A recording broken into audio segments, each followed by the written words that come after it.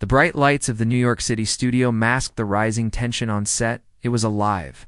Its political panel showed the kind that draws millions each night. Former Trump spokesperson Karoline Leavitt sat at the edge of the glass table, her voice sharp.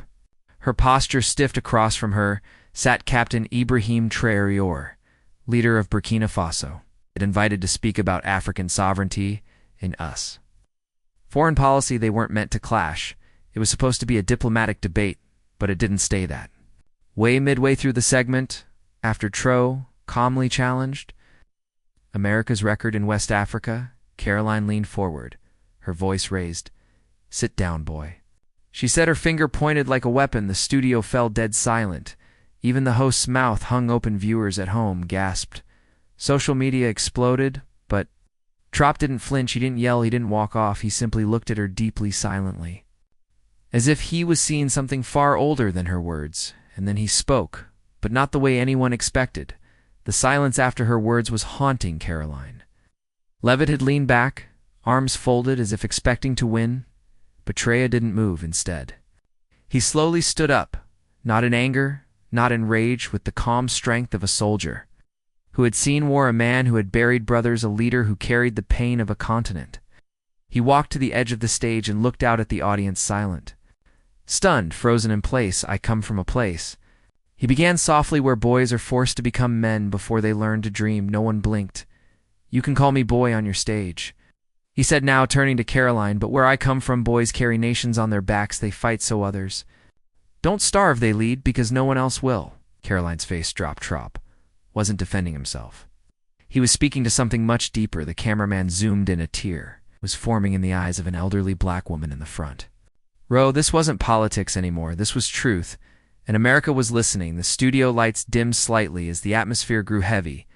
Traoré hadn't stopped speaking, but now his voice grew quieter, almost like he wasn't talking to Karoline anymore, but to everyone watching. "I buried my father under the open sky," he said. "There were no cameras, no speeches, just dirt, silence, and the sound of my mother's grief." The audience was frozen. Some were holding their breath. "He was killed during a coup funded by outside powers," Traoré continued, glancing briefly toward Karoline, whose eyes were now shifting nervously. "So when you say 'sit down, boy,' do you mean the boy who watched his village burn? Do you mean the boy who studied under candlelight because the lights never came back on after colonialism left?" One of the American panelists, a decorated veteran, quietly put his hand over his heart. "You don't have to like me," Traoré said, "but you will not erase me." A single clap came from the back of the studio. Then the room erupted. People stood not in pity, but in honor. And Karoline, for the first time, she looked small as the applause faded. Traoré looked down briefly, as if choosing his next words with care. Then he raised his eyes to the crowd again. "You see a soldier," he said, "but I was raised by a woman who worked with her bare hands." He paused. "My mother sold firewood. She walked miles in worn-out sandals so I could go to school. She hid her hunger so I wouldn't feel mine." The camera cut to Karoline. Her smirk had disappeared. She never said, "Sit down." Even when it hurts. A tear rolled down the cheek of a young girl in the front row. She whispered to her father. "He sounds like you." Traoré's voice remained steady, but his eyes were wet. "So when someone like you calls me boy, you're not insulting me. You're insulting every mother who ever carried a nation on her back." The studio went silent again. At this time it was sacred. Even the host looked choked up. The insult Karoline had thrown had cracked, and from it something sacred and beautiful was rising, and America was watching. The silence was shattered by an unexpected voice. "He's right." Everyone turned. It was the U.S. Army veteran panelist, retired Colonel Jacob Whitmore, decorated, respected, white-haired. His voice trembled. "I served in Liberia. I've seen what boys like him face." The camera zoomed in. His hand was shaking slightly, calling him boy. "That's not debate, that's humiliation." Karoline shifted in her seat, her lips pressed tight. She looked small, not just in stature but in presence. "What you just said dishonors every brave man and woman I served with in Africa," he said. Traoré turned to him, nodded with quiet respect. Colonel Whitmore stood and walked to Traoré, extending his hand. "Captain, thank you not just for defending your people, but for reminding us what true leadership looks like." The two men shook hands. The audience clapped again, this time with tears and respect in their eyes, even those who had never heard. Burkina Faso now felt something deep, something raw, something true in Karoline. She had started the show with control. Now the room didn't seem to hear her at all. Karoline's face flushed. Red, she could feel the energy of the room slip from her. Fingers like sand, she hadn't expected this. She thought calling him boy would silence and maybe earn her applause, but it backfired. Oh, come on. She snapped suddenly, her voice sharp, desperate. Are we seriously pretending he's a saint now? The room recoiled, a few people gasped. Traoré didn't move. Instead, he turned calmly to her and said, "It's not about sainthood, it's about humanity." Karoline stammered, looking at the host for help, but he just stared at her, stunned. "What's next?" She barked. "We apologize for being Americans." A young black student in the crowd stood up. "No," she said, voice cracking. "You apologize for being cruel. It wasn't just a response. It was a wound opening on live TV, and Karoline knew she was losing. She had underestimated Traoré, and now her arrogance was unraveling. Live as Traoré sat back. Down the camera zoomed in on his eyes. He wasn't angry. He was something far more dangerous to people like her. He was calm and deeply, completely unshaken. A heavy silence fell again. The young black student, who had just stood up quietly, took her seat, her eyes still locked on Karoline. You could feel the shift in the room. It wasn't just political anymore. It was personal. People weren't just watching a debate or watching a moment of truth. Karoline tried to recover. She forced a laugh and said, "Oh, come on, this is America. We're allowed to disagree." But the audience didn't laugh with her. The camera panned across the crowd. Some had tears in their eyes. One woman clutched her chest. A man in the back wiped his face with his sleeve. Traoré leaned forward softly. "Disagreement is healthy," he said, "but disrespect kills the conversation." He looked right at her. "And if you kill the conversation, you kill understanding." The audience broke into applause again, this time slower, deeper, almost like a funeral hymn. Karoline sat frozen. The insult she launched was no longer echoing. It was buried under something she didn't expect: human truth. As the studio began to settle, Traoré gently reached into his inside pocket. He pulled out a folded, creased letter, the paper slightly torn at the edges. "This was written by my younger brother," he said quietly, 2 days before he was killed during a protesting for food. Now there was no applause, only silence. He carefully unfolded the letter. The host, now visibly emotional, leaned forward, as if holding his breath. He wrote, "Big brother, if I die, promise me they won't forget why."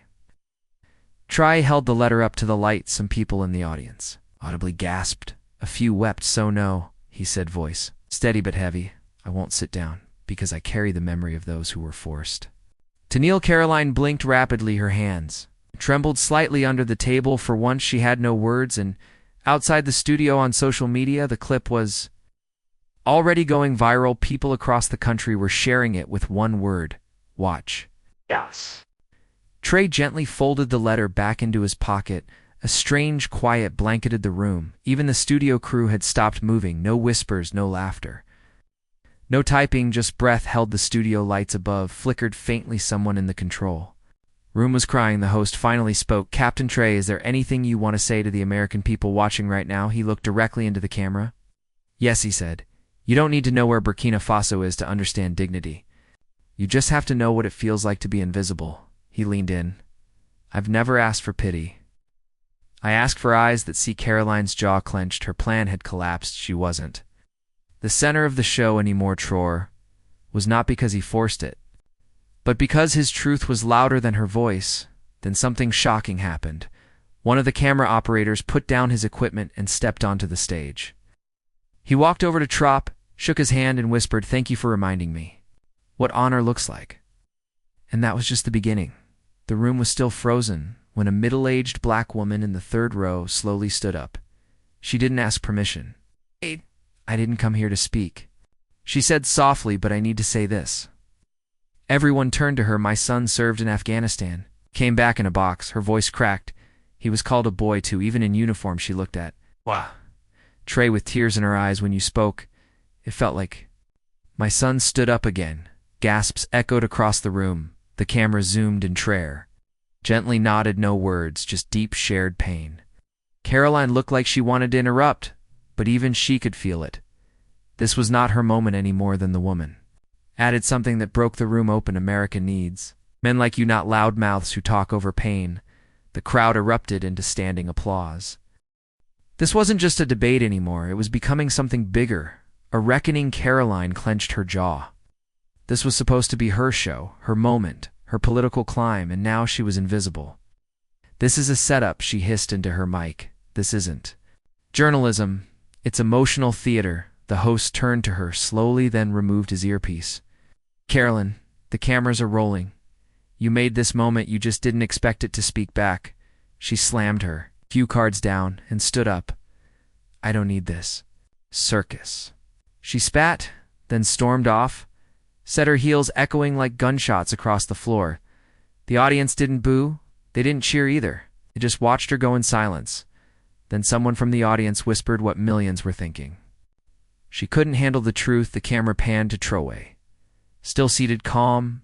I didn't come here to shame her, he said quietly. I came here to tell the truth. The host swallowed hard. Well, the truth is sitting in your seat, and the world kept watching. As the commercial break rolled in the control room, producers scrambled phones, buzzed emails. Flooded a message came from the White House press team. 3 words: we saw everything. Nobody knew what it meant, but everyone knew it mattered back on set. As the broadcast resumed, the host leaned in again. Captain Traoré, do you believe America can truly hear people like you? Traoré looked into the camera, not with anger, but with quiet strength. Yes, he said, but first America has to listen when it's uncomfortable. Then he told a story, one that no one expected last year. I visited a children's hospital in Chicago, he said. A little girl there, just 8 years old, had drawn a flag with Burkina Faso's colors next to the U.S. flag. She said, you're both fighting for us. The camera showed tears in the audience. That child, he whispered, understood more about unity than most grown leaders do. And that's when it hit viewers across the nation. This wasn't about politics anymore. It was about heart. By the time the segment went viral, people were already pausing dinner in kitchens, bedrooms, buses, and barbershops across the U.S. The video of Traoré's response was playing on loop. Even families who didn't usually watch politics found themselves frozen in front of their screens. On Twitter, the hashtag #AgSitDownBoy flipped into a trending movement. Not in Karoline's favor, but as a moment of reflection. Clips were shared with captions like, my dad called me crying. Said this reminded him of 1963. I showed this to my students today. Half the class couldn't stop crying back in the studio. Traoré remained composed. He was offered a chance to respond to Karoline's walk-off. He politely declined. She's not my enemy, he said. She's a symptom. The real problem is deeper, and it's been growing in silence. A teenage boy watching from Atlanta tweeted, I didn't know who Traoré was an hour ago. Now I want to be like him.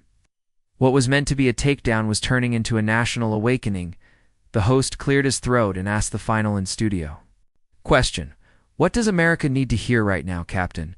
Before Traoré could speak, an elderly white man in military dress stood up from the audience, cane in hand, medals on his chest. Before he answers, he said, voice trembling, may I speak? The camera zoomed in. I served in Vietnam. I lost friends. I came home angry. I watched this country rip itself apart more than once, he pointed at Traoré, but never in all my years did I see a man speak with so much grace after being disrespected like that. He turned toward the host. Then the camera. America doesn't just owe him an apology. America owes him respect. There was no clapping, only tears. Even the host lowered his head. Traoré slowly stood and shook the man's hand to soldiers from 2 different continents, one painful truth in common. That image would go viral too. Because sometimes the most powerful revolution starts with listening. Just when the broadcast was about to end, the host received a note. His eyes widened. Captain Traoré, we have a surprise guest on video. The screen behind them lit up. A little girl appeared, the same child Traoré had spoken about earlier from the Chicago hospital. Hi, Captain, she said, waving a red, white, green paper flag in her hand. Remembered me? The entire room melted. You said I was brave, she continued, her smile glowing. But tonight you were the bravest. The audience broke. Some wept openly. Even the host wiped his face with a tissue and whispered, "Off mic, my daughter's the same age." Traoré's lips trembled, his eyes glistening. He placed a hand over his heart. "You give me strength," he said. "You are the future I fight for." The girl nodded proudly, then said something no one expected. "Next time someone says, 'Sit down, boy,' I'll tell them, 'Stand up like Trao.'" The feed ended. The audience didn't just stand, they rose, because this wasn't just television anymore, this was history. Hours after the broadcast, Ibrahim Traoré sat quietly in his Washington hotel room. His phone had been buzzing non-stop. World leaders, celebrities, veterans, mothers, children. But it was the handwritten letter that made him stop breathing for a moment. It had been slid under his door from the National Civil Rights Museum in Memphis. It read, "Dear Captain Traoré, tonight you didn't just speak for yourself, you spoke for every soul who was ever told to sit down, boy. We are preparing a permanent exhibition titled Dignity Under Fire. We would be honored to feature your words, your story, and the moment that changed the world." With deep respect, the board, he set the letter down and quietly whispered, "Not for me, for all of them." Outside his window, crowds were gathering, not in protest, but to say thank you. The producers didn't expect it, but 1 week later, Karoline Leavitt walked back into the same studio where it all happened. No cameras, no makeup, no audience. Just a folded piece of paper in her hand. She asked the producer to deliver it to Tro. He opened it during a press conference. It read, "I said, 'Sit down, boy,' and you stood taller than I've ever seen a man stand. I was wrong. I don't expect forgiveness, but I do hope your people and my daughter grow up in a world where they learn from your strength, not my ignorance." The room fell silent, and Trao, he looked up from the note and said, "We don't heal through silence. We heal through courage." And she just showed some. From that day forward, even his harshest critics began calling him by a new name. The man who made America listen. Weeks past the show returned. The world moved on, but in the studio, one thing never changed: a single empty chair placed in the center of the stage where Traoré once sat. It wasn't labeled, it wasn't explained, but everyone knew what it meant. It meant dignity, it meant courage. It meant that one man from Burkina Faso walked into a storm and came out a symbol of peace. Later that year, Traoré spoke at the United Nations, but it wasn't his speech that broke the internet. It was the moment he held up a small handmade American flag drawn by the 8-year-old girl who once smiled at him through a hospital screen. He said, "This flag was given to me by a child who believed I stood for something good that means more than any medal." Then he looked into the camera and said, "America, don't just clap. Change. If this story moved you, if you felt that lump in your throat, then drop a comment. Right now, let me know what part touched you the most, and if you believe dignity, grace, and truth still matter, subscribe to this channel, because here we tell stories that make you feel, stories that matter." Thank you for watching, and never sit down when it's time to center of the show. Any more Traoré was not because he forced it, but because his truth was louder than her voice. Then something shocking happened. One of the camera operators put down his equipment and stepped onto the stage. He walked over to Traoré, shook his hand and whispered, "Thank you for reminding me what honor looks like." And that was just the beginning. The room was still frozen when a middle-aged black woman in the third row slowly stood up. She didn't ask permission. "I didn't come here to speak," she said softly, "but I need to say this." Everyone turned to her. "My son served in Afghanistan. He came back in a box." Her voice cracked. "He was called a boy too, even in uniform." She looked at Traoré with tears in her eyes. "When you spoke, it felt like my son stood up again." Gasps echoed across the room. The camera zoomed in. Traoré gently nodded. No words, just deep shared pain. Karoline looked like she wanted to interrupt, but even she could feel it. This was not her moment anymore. Then the woman added something that broke the room open. "America needs men like you, not loudmouths who talk over pain." The crowd erupted into standing applause. This wasn't just a debate anymore. It was becoming something bigger, a reckoning. Karoline clenched her jaw. This was supposed to be her show, her moment, her political climb, and now she was invisible. "This is a setup," she hissed into her mic. "This isn't journalism, it's emotional theater." The host turned to her slowly, then removed his earpiece. "Karoline, the cameras are rolling. You made this moment. You just didn't Expected to speak back, she slammed her cue cards down and stood up. "I don't need this circus." She spat, then stormed off, set her heels, echoing like gunshots across the floor. The audience didn't boo. They didn't cheer either. They just watched her.